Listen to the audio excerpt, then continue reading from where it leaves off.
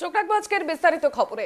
পঞ্চায়েত ভোটের আগেই ছাত্র ভোট, এমনটাই বলেছেন কিন্তু শিক্ষামন্ত্রী ব্রাত্য বসু, এবং তার জন্য কিন্তু মুখ্যমন্ত্রীর কাছে সময়ও চেয়ে নিয়েছেন তিনি। ছাত্র ভোটের দাবিতে বিভিন্ন কলেজ বিশ্ববিদ্যালয়ে বিক্ষোভ চলছে এবং তিনি বলেছেন যে তিনি ছাত্র ভোটের পক্ষে।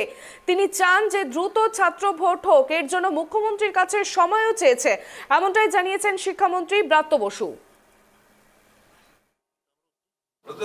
বিভিন্ন ক্যাম্পাসে ছাত্ররা ভোটের জন্য বিক্ষোভ করছে, মানে আন্দোলন করছে। বলছি যে এতদিন ধরে ভোট হচ্ছে না কেন?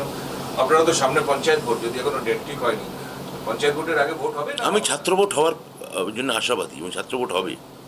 এখানে যে অনেক রকম সমস্যা, অনেক প্রোটোকল এবং এখনও অতিমারি প্রভাব আমরা পুরোটা কাটিয়ে উঠতে পারিনি, কিন্তু আমরা অত্যন্ত আশাবাদী যে আমরা নির্বাচন করতে পারবো। এই বিষয়ে আমি আশা করছি আমার সঙ্গে এগুলো বিশ্ববিদ্যালয়ের উপর নির্ভর করে না, এটা নির্ভর করে যে সরকারের শিক্ষা দপ্তর এবং স্বাস্থ্য দপ্তর যৌথভাবে সিদ্ধান্ত নেবে যে আমরা কবে রাজ্যে অনুকূল পরিবেশ বা পরিস্থিতি আছে সেই সময় আমরা নির্বাচন করব। তা সেটা নিয়ে মুখ্যমন্ত্রীর সঙ্গে একটা বৈঠক চেয়েছি। আশা করছি এই বিষয়ে আপনাদের সদুত্তর খুব শিগগিরই দিতে পারবো। দিনক্ষণ আমি আপনাকে বলতে পারছি না।